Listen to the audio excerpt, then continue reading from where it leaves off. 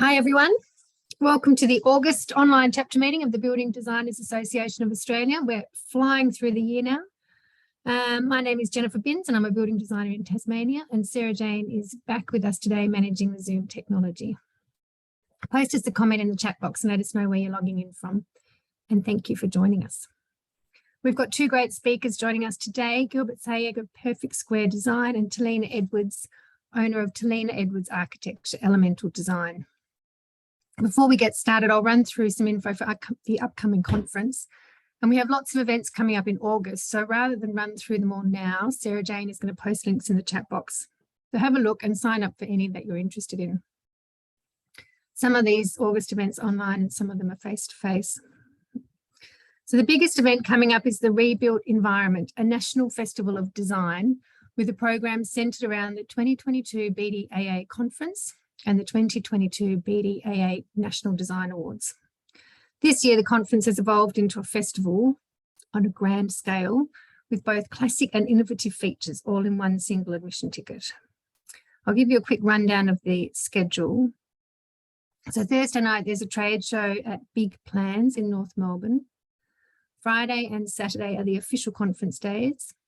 On day one, speakers include Jane Hilliard and Rachel Robertson. And on day two, famed architect Peter Stutchbury will be presenting. On Friday afternoon, there is an architectural walking tour by noted Melbourne historian Peter Johnson. And on Friday evening, there is a networking party. On the Saturday night, the National Design Awards are being held. And on the Sunday and Monday, there are fan experiences. And on the Tuesday, everyone is invited to join the association at the Melbourne Cup.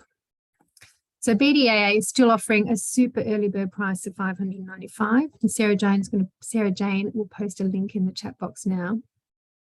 I think if you've loved the keynote speakers BDAA has brought to each conference, you can be sure they're doing their best to bring you the best lineup this year for the first face-to-face conference in 3 years. So also coming up on August 18 is International Building Designer Day. The theme for this year is Build or Design the Change You Want to Make in the World. On International Building Designer Day, we acknowledge and pay homage to those amazing building designers who are remaking and redesigning our world. So just a quick run through of the Zoom tools. You can ask questions throughout the meeting using the Q&A box, and you can upvote other people's questions. And you can also ask questions via audio with the raise your hand tool. And we just ask you to check that there's no background noise to interfere with the audio. This isn't a feature that gets taken up very often, but please feel free to use it. The chat box is there as a continuous message thread for comments, and Sarah Jane will use the chat box to post links. And questions can get missed in the chat box, so make sure you post questions in the Q&A box and comments in the chat box. And the more questions and comments, the better. So our first presenter today is Gilbert Sayegh, Director of Perfect Square Design. Gilbert's presentation is Why Automating Your Design Firm Can Save You Time and Money. Gilbert will outline the process he has undertaken to successfully automate his firm, from the introduction of a lead coming in to the management of a project and consultants, using the power of Monday.com. Have we got you online, Gilbert? Yep, I'm here. Welcome. You ready Jennifer. to go? Yes, I am. I will pass over to you. Thank you. Okay, so I'm just going to share my screen. Okay, so a bit of background about me. Been a building designer for a few years now and business owner for over 10 years. The most important part of a business is not in fact what you deliver, but it's in fact the background. It's how you automate things, how you organize things. It is key to success, and I learned that the hard way many years ago. So part of that is obviously setting up automations, especially if you're in it to grow your team.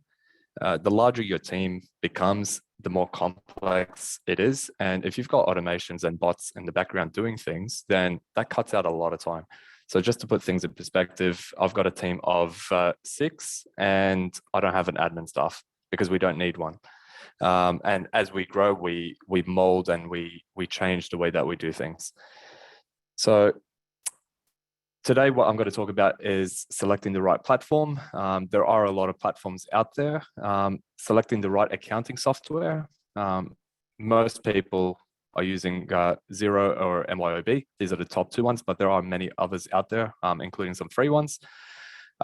It's important to know your branding as well and to be consistent with your branding, especially when you're starting to do automations. You want to make sure that you're getting the right message out there in the same format across multiple systems. Systemizing your project briefs. So what took a lot of our time was sending out briefs and getting an understanding from clients exactly what they want. So by systemizing and automating that, it became a lot more easier. A CRM, which is essentially where you nurture your leads coming through and turn them into projects. A high-level view of all projects, and I'll show you what I mean in a sec. Sending email updates on projects, so there is a way to automate that, and systemizing your site visits, setting up consultant directories, project pages, etc., etc. So choosing your platform, we personally use Monday.com, which is that first one there. It really depends on what you're after. For us, we wanted the flexibility to change the platform to better suit the way that we run our business. Some other platforms, like Buildertrend, for example, is very static and you have to do it in one way. It is a lot more simpler, but for us, we like that complexity and flexibility in changing things and adding things as we grow. But other companies out there are ClickUp, Smartsheets, Asana, Trello, Nifty, and a lot more, as you can see over here. Essentially, they're all project management softwares. Choosing your accounting, it's important to reconcile accounts. So, all right, you've got your bank accounts, your business bank accounts, but how does that reconciled? How's that tracked through invoicing? How do you know when things are being paid? What's your profit and loss for the month, for the week, for the year? What's your balance sheet look like? How much are you spending on advertising costs, for example? GST reconciliations done automatically, chart of accounts, et cetera, et cetera. So for us, we use Xero, and we find that it covers a lot of these and a lot more. It's really streamlined everything. So as soon as I want to send out an invoice, type it up into Xero, sends it out. It sends out invoice reminders, a day before it's due or a day after it's due if it's not paid yet, et cetera. Now, this bottom part, this is a bit of my own personal suggestion, is as you grow, you want to have more than one bank account. Obviously, talk to your accountant. I'm not an accountant here. But the way that I've set up everything is I've got an income bank account. So this is where all the invoices are tagged into. Then I've got an operating expenses account. So, things like printing, advertising, transports, et cetera. Consultants goes into that. Then I've got a tax and superannuation and GST account. So I know that, okay, every month I need to put X amount of dollars into that account and not touch it. That way, I've got no nasty surprises end of financial year. I've got a separate account for wages. So I can track how much I've been paying staff and if they've been paid on time or not.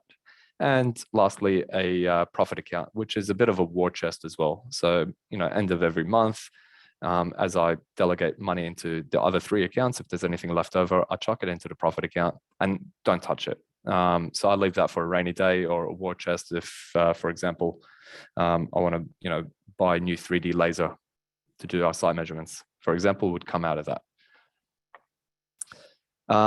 Okay, so the next pages is just some examples through how you can automate emails through Monday.com. So these ones over here are following up on leads. So we actually don't follow up on leads anymore. It's all done automatically. All we need to do is just put the date that it needs to be sent, and it does it. So you can set up your own templates, first follow-up, second follow-up, third, final one, fourth. For us, we follow up our leads 4 times. We find that a lot of them end up signing at this third stage, especially if they're cold leads. But by automating this, it really took a lot of time and stress off us, off me and my team. Why? Because we don't need to follow up on leads. And as soon as we get an email from a client saying, hey, we're ready to sign up, we go into our CRM, see what project it is, and there you are. If, for example, they don't want to go ahead, we also send out an email saying, unfortunately, your proposal is not feasible or non-compliant. For example, if it's not feasible or non-compliant, if things change, get in touch. And sorry to see you go if they didn't accept our quote. For example, they found someone a bit cheaper or someone they'd like to work with more than us, which happens, obviously. We still send them another email saying, best of luck. And if you do get stuck or would like advice, please don't hesitate to reach out. So little things like that do go a long way. And we've had a number of projects come after this stage, they'd come to us and say, hey, you know what? We actually want to go with you. So it is important to do that. And obviously, if a project gets won, we assign them a project number and we let them know what the next steps are. So all of this is done automated. We don't have Outlook email templates that we need to send and forget to send, etc. It's all done automatically. So I'll jump straight into showing you our Monday portal. So I'll show you a few of the boards that we've set up. So the first one I'm going to show you is our CRM, and then our high level view of all projects, and then each project board as the template. Now, with our CRM, we've got different fields. So yet to contact. So this is where leads come in. It could be from our website, could be from House, it could be from anywhere, or manually put in. Did we contact them? Did they do the first follow-up, second, third, and fourth? Have they requested for a long-term follow-up? Hey, we just had a newborn. Please contact us in 3 months. Okay, we'll chuck it down here, so we're not going to forget about it. Leads one, whether or not they just signed up to concepts and it's going to the next stage. If it's gone completely cold, which does happen, after 4 emails and phone calls, obviously, they're just not picking up, does happen. Lost leads, i.e. they found someone that they'd like to go with, or lost because of non-compliance. Looking at it, we don't really get that many because we do our due diligences before. But the beauty about this is you can also see from where you're getting your sources and how much percentage. So in terms of lost leads, I can see, okay, House 16.7%, Michael Harridge 16.7, et cetera, et cetera. Now, I'll expand these.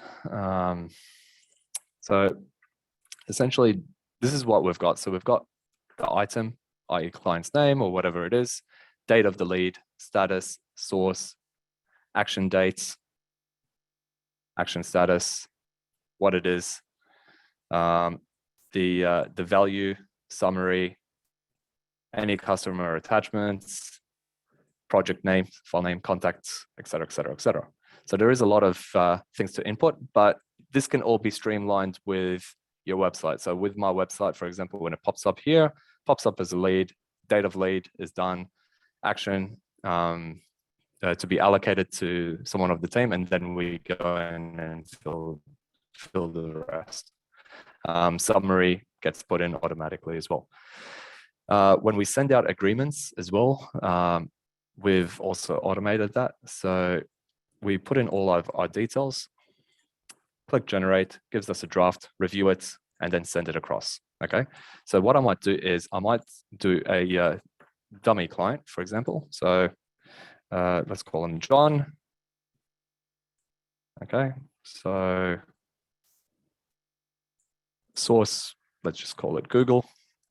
Action is today. In this case, we've won the project. I know we've won it.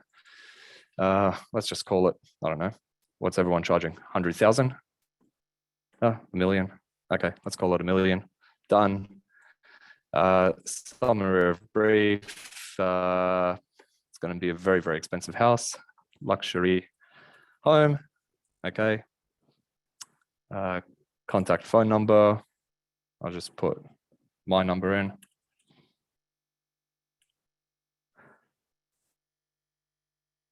Contact email. I'll just put my email.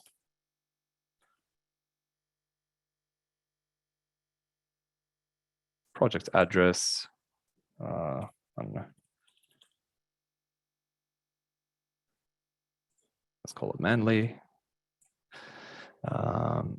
Okay, so what we do is we put everything in here, but then we go into send agreements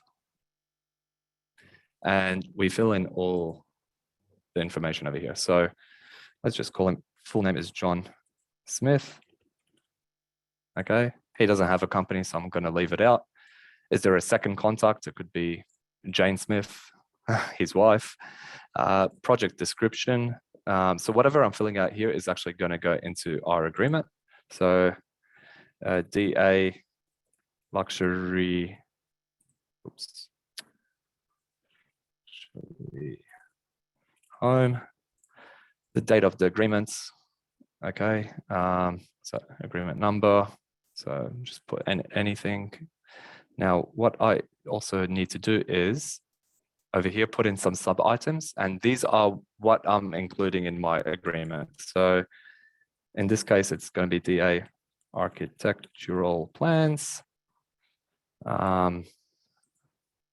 Here in New South Wales, we submit on the planning portal.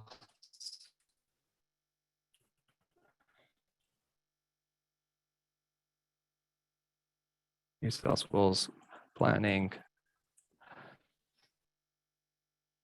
portal, and possibly liaise with consult under my agreement. So now that I've put everything in, all I need to do is click that. Gives it a couple of seconds. And it should pop up the draft agreements. There it is. Download that. Just put in my delete folder.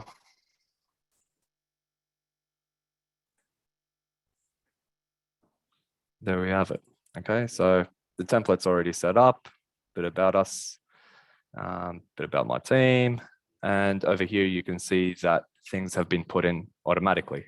Okay, what it is, services, there you go, the fee, and all of our standards in here, and the letter of engagement and acceptance.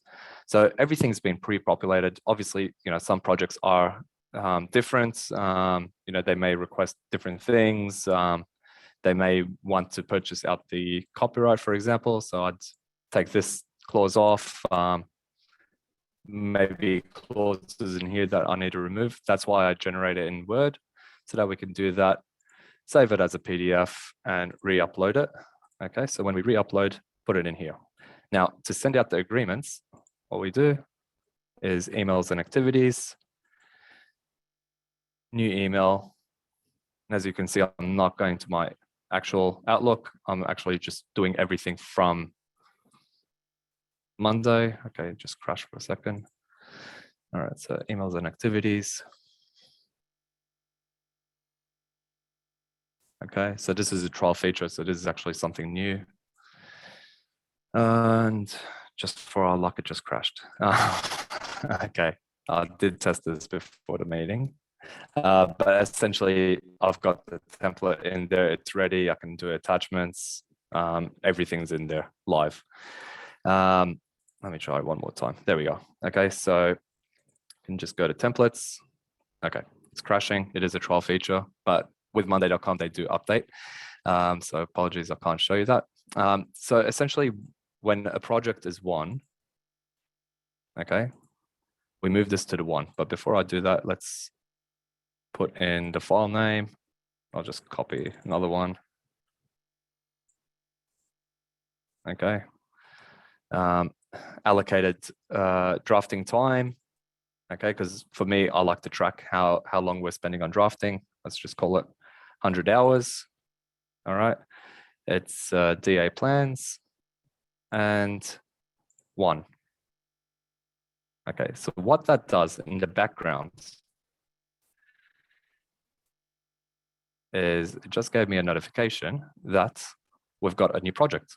Okay, so it's imported all the details I need. It's allocated the client to it, and everything is ready for our team to input everything. Now, let me just go through how I've organized my high level view. Okay, so I've got different groups: concept stage, working drawing stage, okay, DA assessment, CDC assessment, construction certificate assessment, any variation projects, anything on temporary hold, all my approved, anything that was withdrawn by clients or cancelled projects. Okay, so withdrawn, i.e. through council, or cancelled by the clients. Now, what we've got here is the allocated drafting time. My team, as you can see, they're actively working. So I've got 2 people working, the rest are on lunch. The location and the status update. So this is where my team puts in all of their updates. Okay. So PDFs, what stage we're at. For us, we use ArchiCAD. So they upload a copy of the PLA file. So yes, we've got everything backed up on the computers on our server, but we've also got it backed up here on Monday. So if I want to work remotely, I can just go in here and download that PLA file. And yeah, so this is the high level view. And when, for example, a project goes to the next stage, just click on that and it's going to move it down to working drawings. DA submission, it'll move it down to DA submission, et cetera, et cetera. Okay.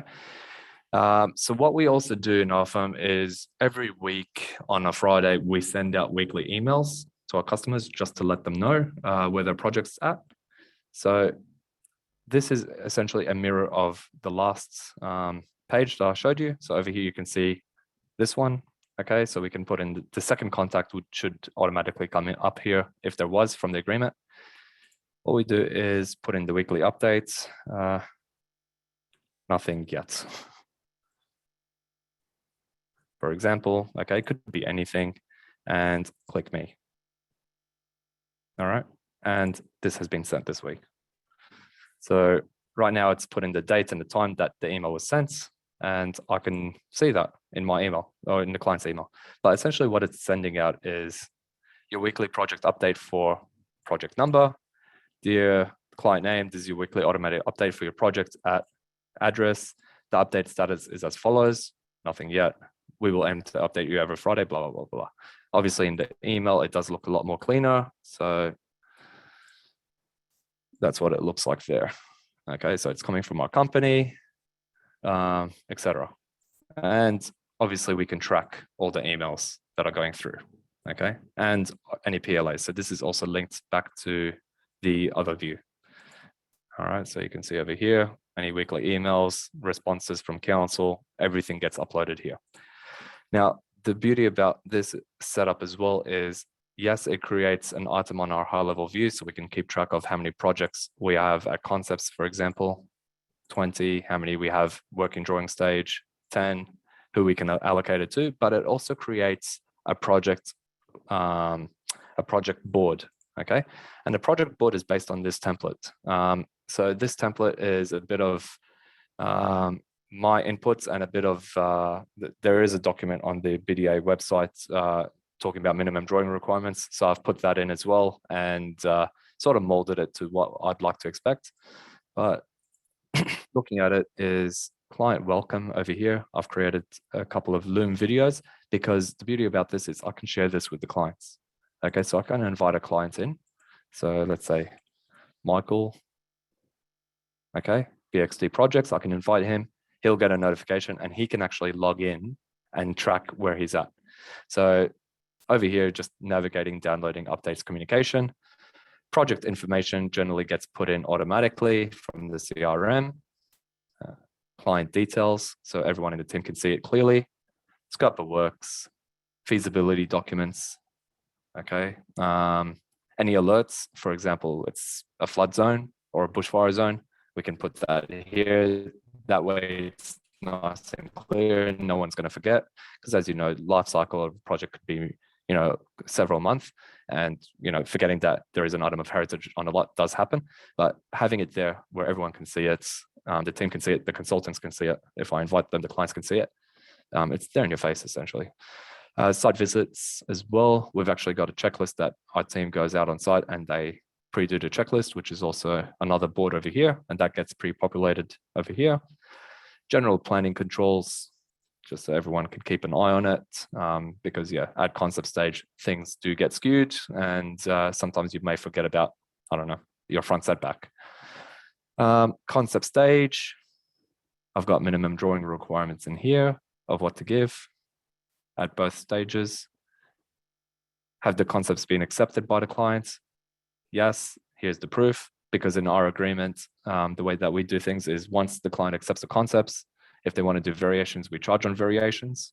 Okay, and over here, it's nice and easy to say, hey, on this date, you've accepted the contract, the concept plans, you've signed off on it. These are the additional fees. Now, if a project's going to DA, CDC, or CC, I do have separate quality checks. Obviously, being a one-man band in the past, I had more control of this, but once you have staff, as you know, everyone's putting in their own things, and plans start to become skewed and different between projects. So over here, I'm making sure that every project is pretty much in line with what I want to see. DA checklists get put in here, CDC checklists, whatever, going all the way down. Construction certificate, minimum drawing requirements, they are a little bit different, and construction certificate. So essentially, we're tracking the progress of a job all the way through to construction, essentially. Different things about Monday that I haven't shown you is you can create multiple boards depending on what you want. Like, for example, we have a consultant lists. Okay, so depending on the type of consultant, and everyone in the team gets to put all this in. So if I need a geotech engineer, I can go in, I can see who the preferred one is, and I've got all their contact details. My team has them. Quantity surveyors, structural engineers, etc. We also just recently started tracking our mistakes. We're all human end of the day, so that gets put in. Thankful in July we haven't had any mistakes, and it's just a bit of competition that I have going. So pretty much the person that has the least amount of mistakes gets a day off, keeps morale up. So little things like that goes a long way. Any resources, Australian standards that are mostly used, any office documents, training videos for the team, any SEP codes, pool compliances, everything's already here. So we don't have to go to a local drive and try and look for it, or go back to a website and try and download it. And standard email templates as well. Chasing up clients that have gone dark, anyone in the team can access it. That way you've got symmetry throughout the whole company. And it's all about branding end of the day, and just making sure that everything is in line. Daily to-do list as well, just to make sure the team knows what they're doing. Any branding documents. Sorry, it's taking a while to load. Our colors, these are our codes. If someone wants to order pamphlets, make sure you use these colors. Our staff is in here as well. Okay. Roles and responsibilities, so everyone understands it. What else is there? I've got my personal stuff in here, so insurances, business development, accounting, networking. It's endless. It's endless with what you can do. These are all of our projects. So I can go in here, for example, and see where we're at with that. Lastly, work forms. So this is something new with Monday, where we can actually design our own forms and share that form with a client. So if I just paste that in there, there you go. We've got the form. If they want to add anything, attach anything, obviously a recapture, just so we don't get spammed. But yeah, essentially, do you have a builder? Yes. Who's the name? What type of work is it? And then it pops up different questions depending on what they're doing. But essentially that goes into our CRM as well. Different forms that we've done is design meeting questionnaire. How was your meeting overall? Detailed response, acknowledgements. This is what we want changed. Site visit questionnaire. This is what my team takes out on sites as well, just to make sure that we're capturing everything.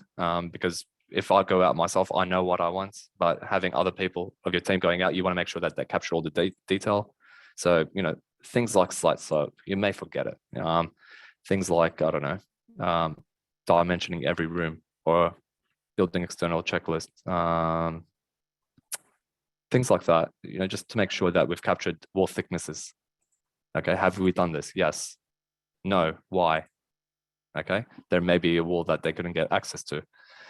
But yeah, look, as you can see, there's so much that can be done with Monday. It's very comprehensive, Gilbert, very isn't it? comprehensive. Exactly.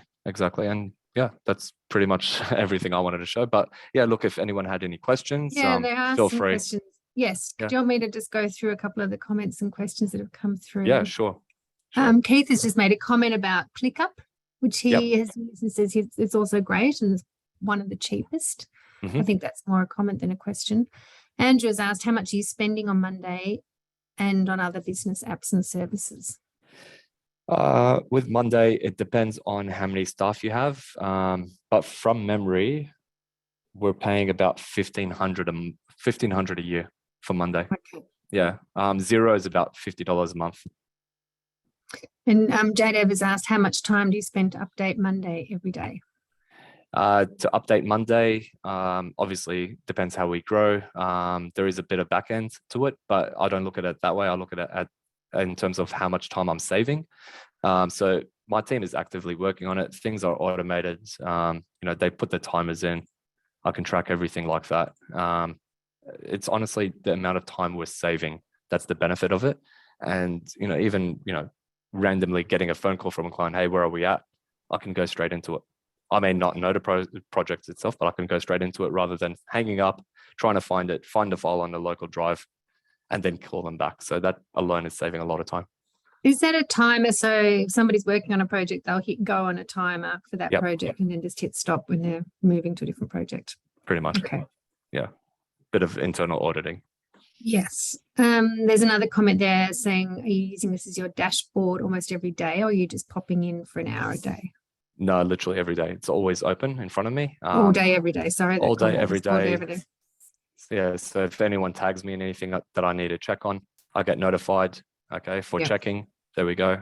Then I can go straight into that and it'll pop it up over here. And then I can go and check it myself. So it's actively open every single day. Kelly's asked, did you use Monday when you were working on your own? Yes, initially. And that's actually a good point.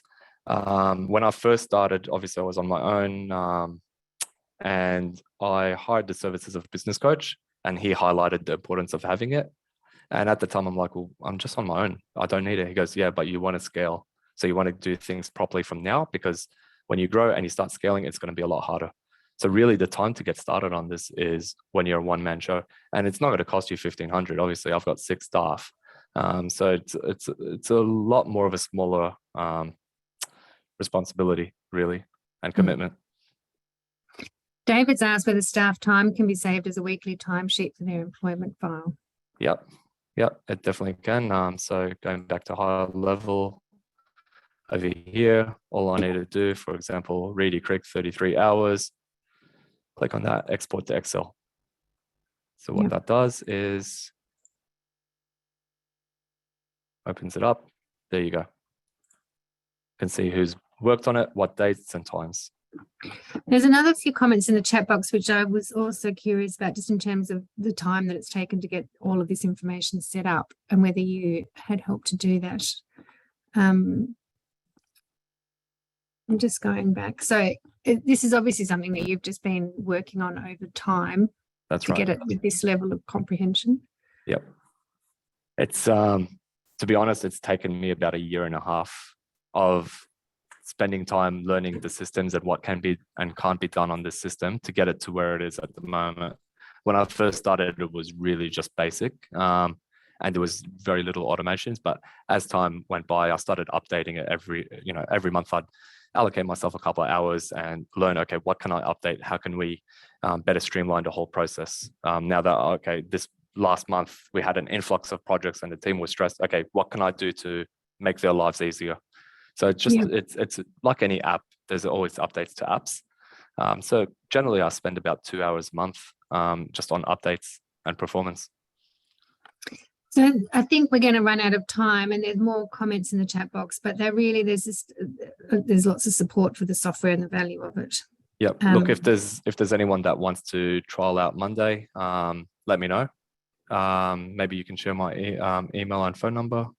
there, Jennifer, and Yes, I I'm can sure help. Sarah Jane can put that Yeah. in the chat box. I can help anyone, get started on it. Thank you. Thanks for sharing Awesome. that with us. There's a lot of giving people a lot of food for thought, I think, in terms of how we can use bits and pieces of it at the very least. Thank you. Of course, anytime. Thanks. No worries. So our next presenter is Talina Edwards, Superstar Award-winning building designer, architect, and certified passive house designer. So Talina is presenting on the background of her Our Woods Passive House project, which won the top National Design Excellence Award at the 2020 BDAA National Design Awards.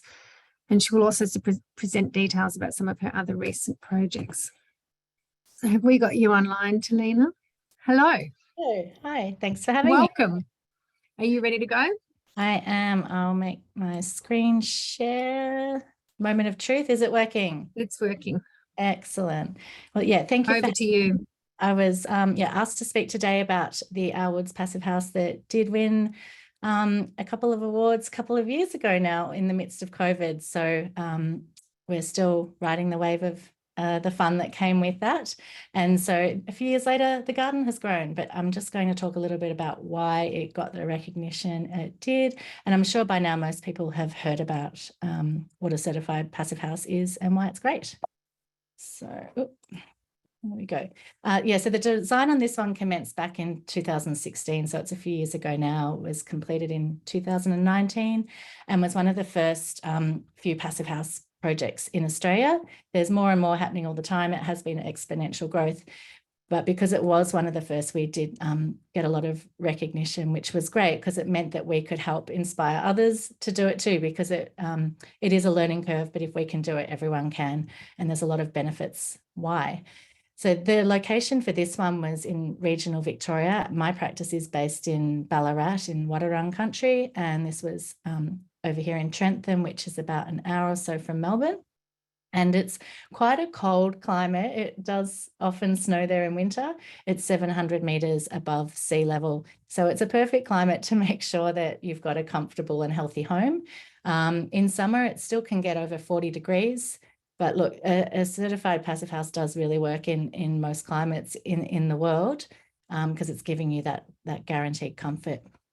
So we often hear about problems with condensation on walls inside, especially at this time of year, mold, especially in bathrooms, cold drafts, having problems with heating. And of course, it depends on where you live in the country and the world. But this is definitely a growing problem. There's a lot more issues with the floods and humidity and mold problems. A lot more asthma and hay fever and allergies is kicking up. And working from home the last few years as well, we've really noticed that our homes are not as great as what they could be. So there's been this real awareness. It also happened around the times of the bushfires and smoke that our homes should be providing a safer haven than they currently do. So there is a better way to do it. And the benefits of a passive house does mean that you've got that comfortable, stable temperature. It is healthy inside with your indoor air quality because that is part of the performance criteria. It has much lower energy use than a typical home. Generally with heating, it's around 80% less, especially here. And of course, again, that depends on your climate. They're quiet, they're more resilient for the future. And you do get that performance assurance that you know what it's designed as. Once it's built, you've got that sort of guarantee that it is going to do what it says.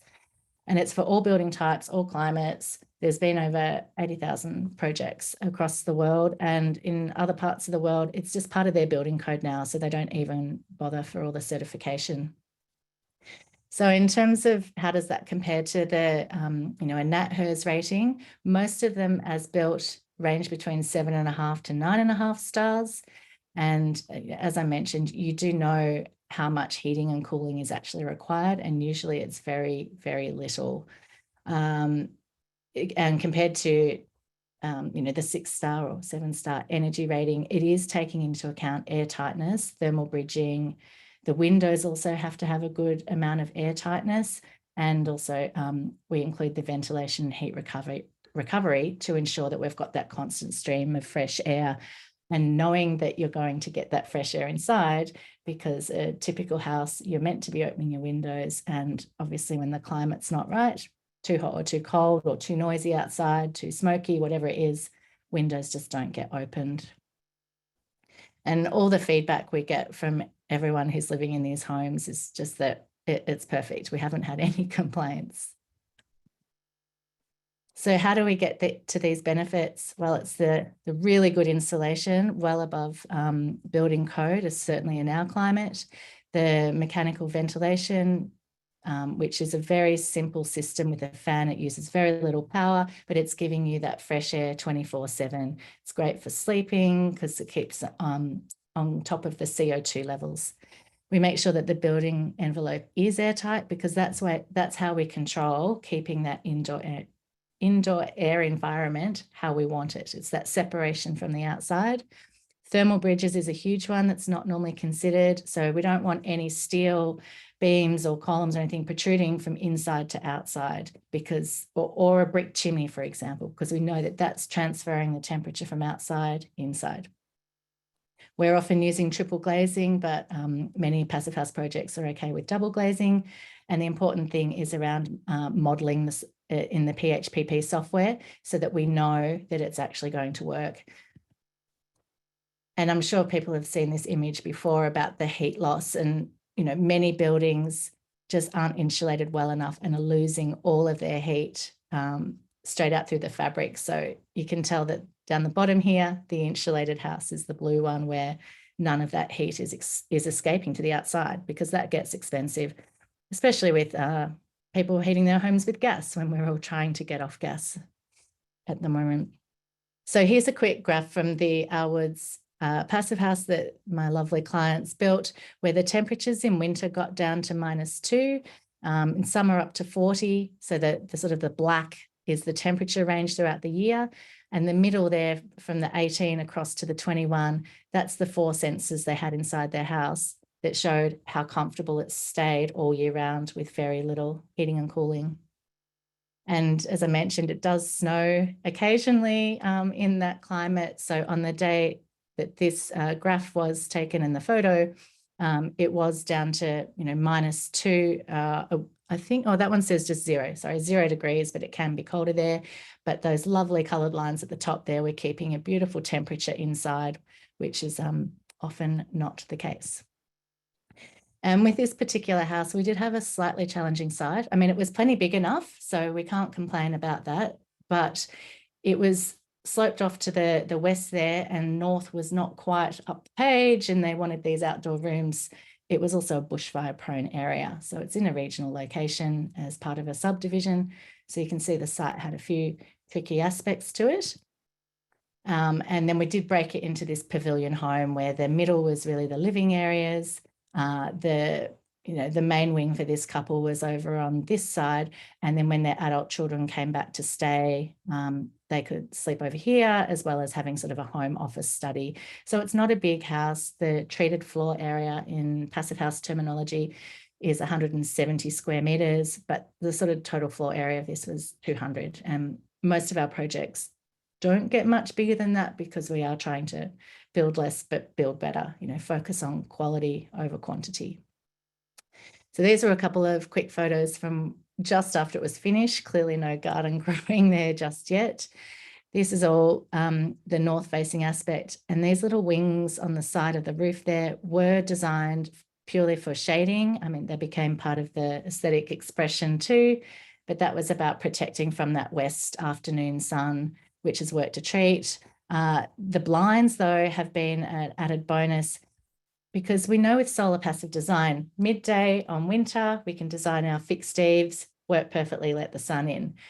Midday in summer, we know the sun's high in the sky and it's going to be excluded if you've got the right eaves. But as soon as you get to the mornings and the afternoons in summer, or even the equinox, there's quite a bit of difference. We always say in March it's still too hot, but in September equinox, it's really lovely to get that sun in. So these external blinds really help monitor the solar gain, because that's what's heating the house.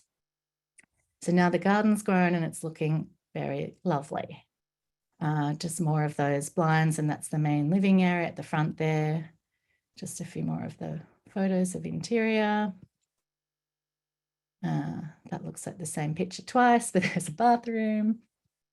And I'm sure as designers, everyone's interested in the actual details and what this meant. So you can see we had a lot of insulation in this project. I think the next slide gives the exact measurements, but this is a 90mm wall here, the white one. And we actually use that as our internal service cavity. The blue line in this case was the airtight layer, and we had external insulation.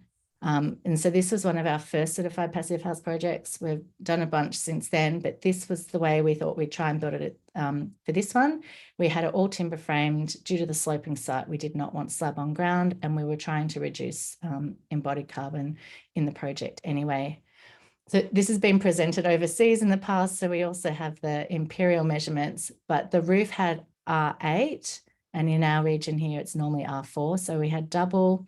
Walls, we had R5, so again, double, and floor, we actually had R7. So often that, floor is considered the least important for insulation, but with passive house, we do want the entire building as an esky, making sure that it is insulated all the way around. Otherwise, that's where your weak spots are. And this one did achieve the 7.4 stars. But we know that because of the air tightness, and we test this now in our thermal modelling, if you've got an air tightness of 10 or 5 or 1, it straight away tells you how much heating you're likely to require. And that then helps us size heating systems for clients in the non-passive house projects as well. So before we started doing passive house, we found it really difficult to advise clients on things like heating and cooling, because the NatHERS did not really give us enough information to confidently tell them if they could get away with no heating at all, or if they were going to put in an expensive heat pump hydronic system, for example, that could have been $60,000 worth. And so we wanted to give them accurate information before they made that investment. This is the filters in the HRV that do need to get changed. It's a really straightforward process every 6 months, but it just goes to show how much gunk is in our homes that we're normally just breathing in. So the clients are always really surprised at just how much these are filtering out the air, or filtering out the gunk and leaving the fresh air. And look, with passive house, it's not the answer to everything. It's definitely looking at that comfort, the health, which is often overlooked, and the low energy use, but it doesn't look at other things like water, embodied energy, biodiversity, being a net zero home with solar, all of that. So we add all that on top of the passive house performance. For us, the passive house is just the starting point in terms of health, comfort, and that low energy, but then you can overlay it with all the other important things as well. And there's no need to change your designs as long as you're understanding the parameters.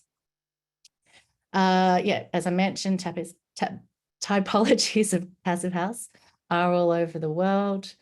And there's, hospitals, schools, childcare centres, factories, car showrooms, swimming pools. There is so many different typologies coming out, and it's really encouraging to see in Australia. It's not just single family homes anymore. There's multi-res, that's a childcare centre.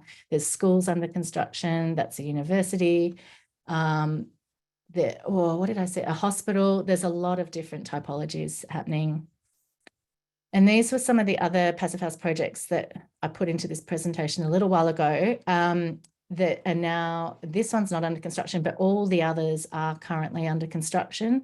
So it's just to illustrate, they're all very different in terms of what they look like and how big they are, what they're made of. This one's made of straw bale. This one's got external wood fibre insulation. This one's got walls that are 300mm thick. There's quite a vast range of how they're all put together, yet they're all meeting that standard. And walls is something we've really learned a lot about in terms of there's not one way to do it, and every project's different. So as I mentioned, the straw is one of the really thick ones that we've been doing at the moment. that's coming up a treat to be working with that, trying not to use as much plastic in terms of the membranes, but looking at beautiful lime render to give the air tightness layer. As I mentioned, we've got some really thick walls too, which became a challenge in the last year with getting LVLs. It was meant to be 300 LVLs as the studs, and it ended up being 2 140s. So that's how thick those walls got, but it was for a very specific house and climate and size and shape. Other projects have been down to, a 140 wall or 140 with external insulation. And in other parts of the world, this was a Sydney project where really they could get away with minimal insulation. So it really is very site specific. If you want to know more about the Alwoods project or Passive House, I have spent a bit of time talking about it over the years, so it might not be the first time you've heard about it. And as I mentioned, we really do like to go beyond just, Passive House and this net zero carbon. How can we move towards doing less bad, which is what sustainable is, and how can we move more towards a regenerative development, which is really doing more good and giving back, and whether that's giving back to the site in terms of its revegetation or being part of the whole ecosystem and the ethos and the collaboration with everyone involved. But that's where I feel like we need to move as an industry. So we're still learning and loving learning more and heading in, hopefully in that direction. And certainly some of our current projects that are on the books are also, that I haven't shown, looking into that and the Living Building Challenge and those sorts of design methodologies as well. And I am also part of the Australian Passive House Association. I'm on the board there. We have a free book. The website has tons of information. I should have put a QR code on there. I forgot to do that. But if anyone wants more information, there's a heap there, because it's, this is where the building code is going. It's inching there. It is moving slower than we'd like, but there's good reasons for it, and that's definitely where it's headed. So I'd encourage anyone to go and learn a bit more, find out about some of the free training courses or the certification courses as well, and learn a bit more, because clients are demanding this. We have run off our feet with the amount of new inquiries. Everyone wants a passive house these days, so it's worth jumping on the bandwagon, because it's not going to go away anytime soon. And that is me, if there's any questions. Thank you, Talina. That was really interesting. Thank you for sharing it all with us. You're welcome. There are a couple of questions. Shane has said, now as of 7.4, does that indicate that all Tassie houses are going to need this type of insulation to meet the new NCC requirement of 7 stars? So do you want to comment about? Oh, good question. Maybe not quite as much as that, but it really depends on the shape and size of the house. But there has been some great webinars and things popping up about how to achieve 7 stars, but certainly we're learning that you will be needing to do under slab insulation, or insulation in the floor was a big one. And that's not just in Tassie. That looked like that was going to be happening in many parts of the country. That was a big change. Definitely improving the performance of windows, no more single glazing. And also there's double glazing and there's double glazing. So things like your aluminium frames that are not thermally broken, they probably won't cut it anymore either. So I'm not an expert at NatHERS. I'm not a thermal performance assessor myself. We work with consultants, but we pretty much run all our projects through the Passive House Planning package in addition to the NatHERS stuff anyway, so that we've got confidence with both of the ratings.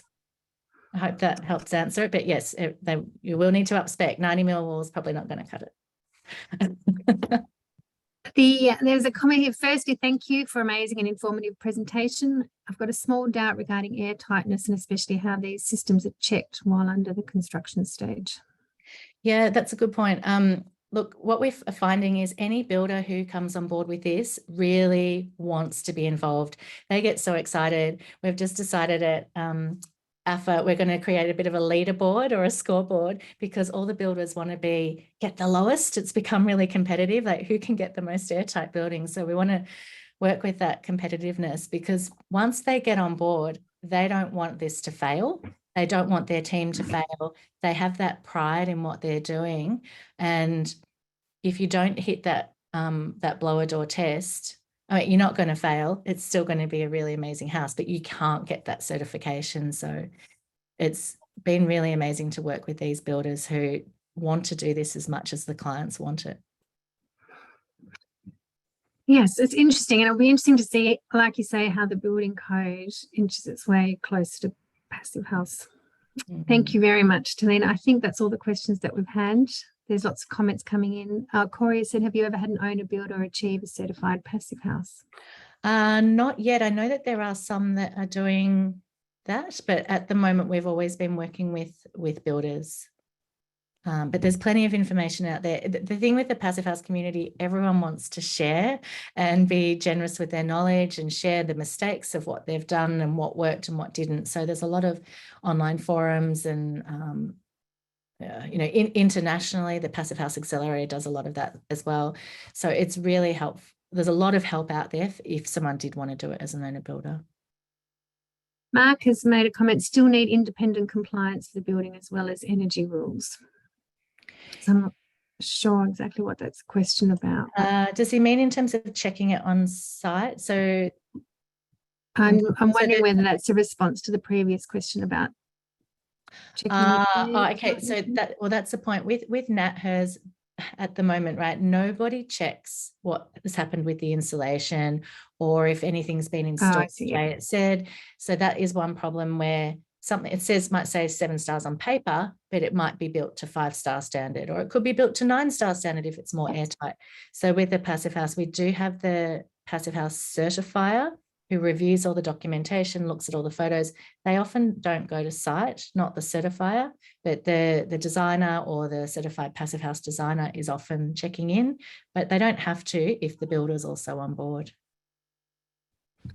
So but you do need to have it tested at the end to get the certification. Correct. Yes. The blower door test is the moment of truth. So they often do that sort of at that stage where windows are in, roofs on, pre-plaster, like everything's sort of locked up, but pre-plaster, just to see how it's going in case they need to seal any holes before plasterboard goes up. Okay. Greg has asked the cost for a 200 square metre house.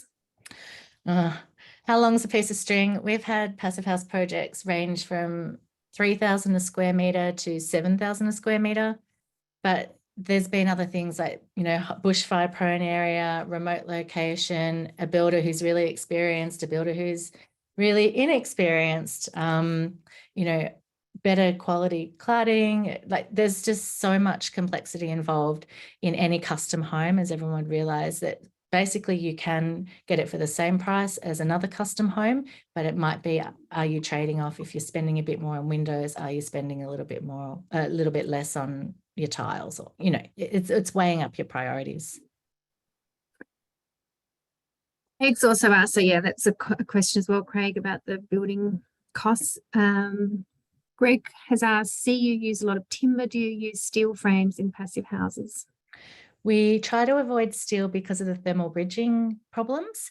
You can use it if it's sort of inside and contained and you're completely wrapping it with insulation, then you can get away with keeping it inside. But in terms of that whole embodied carbon perspective, we try and avoid steel. Yes, it's endlessly recyclable. That is good. But it's this balancing act. The main places we've used steel these days is using Surefoot footing systems, either steel stumps where you don't need any concrete at all, looking at ways to reduce our concrete use, because in our regional area we can't get the low carbon concrete because the trucks can't deliver it that far away. But hopefully in the future, as more of us are asking our concrete suppliers for, you know, low carbon concrete, it will become a pretty standard thing, which would be really great. Thank you. Daniel's made a comment about debate at the moment on airtight houses not allowing for airflow and encouraging stale air in an unhealthy home. But there's also comments about the need for ventilation systems.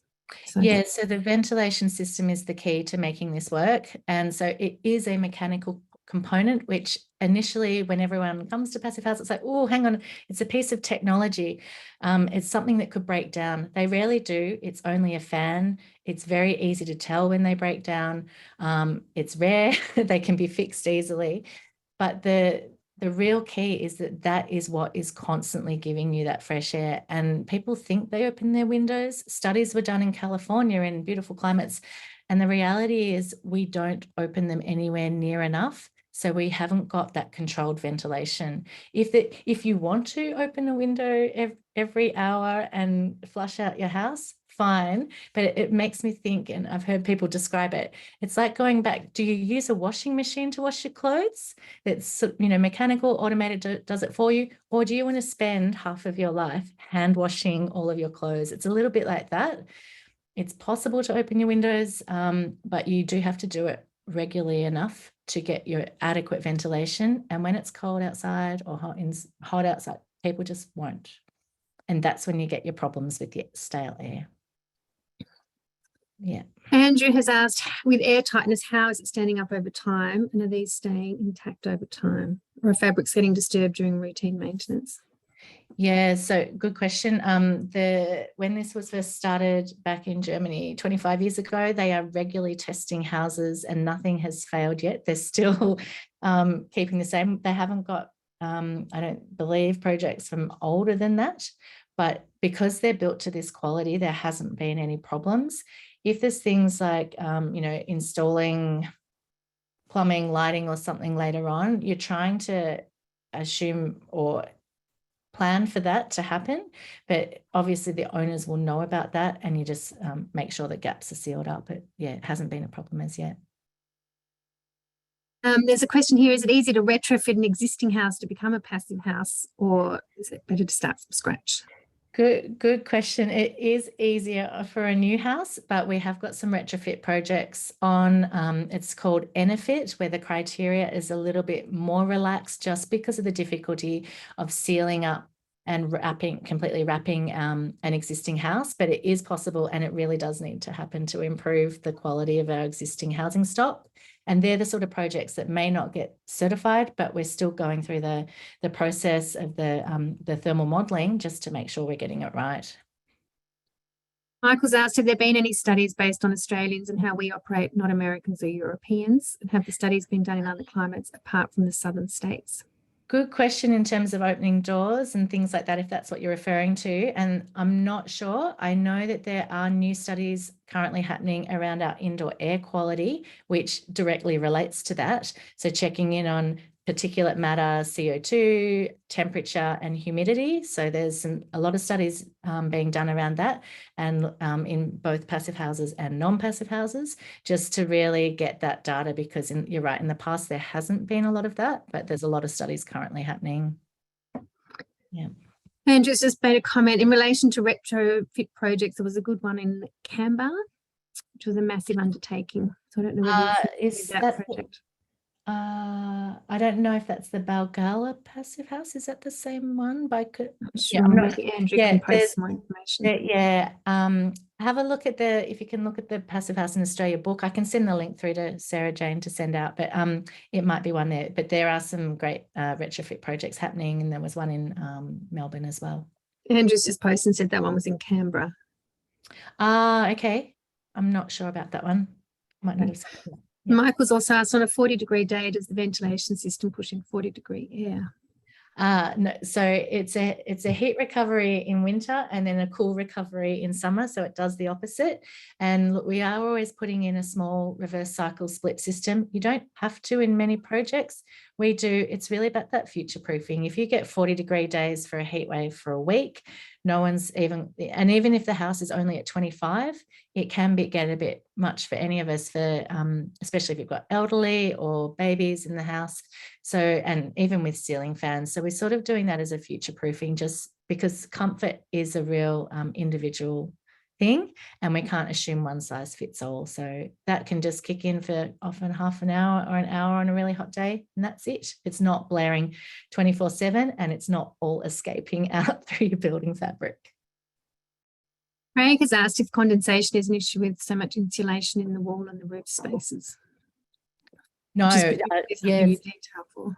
Yeah, so condensation is a problem if it's not built properly. And so this, with a passive house, that's eliminated because it has to pass the test.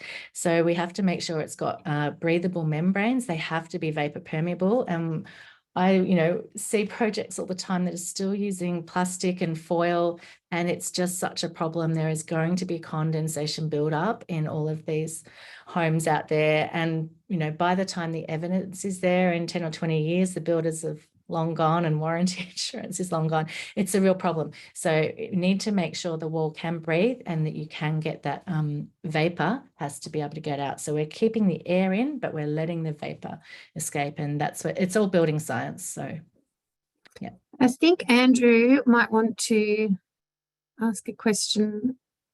SJ, can you unmute Andrew? You there, Andrew?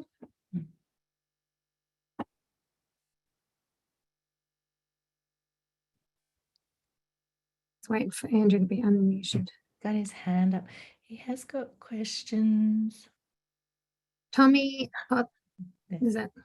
Nope, maybe that was a mistake.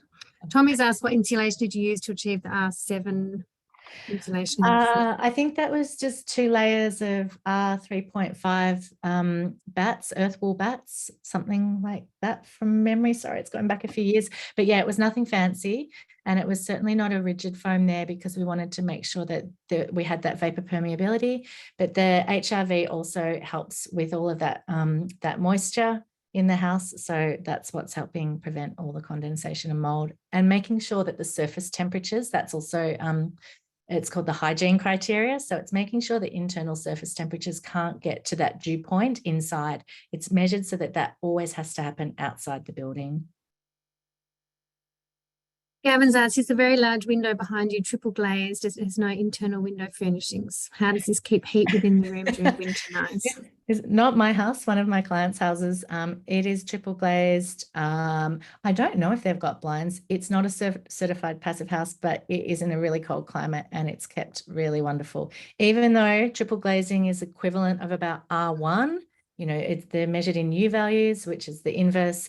So you're right, this is a lot of heat loss in their house, but it was the one big wow, and the rest is super insulated. So it does really well. And one last question before we're going to have to wrap things up. There's a couple of things in the chat about the best timber to use for passive house builds, please.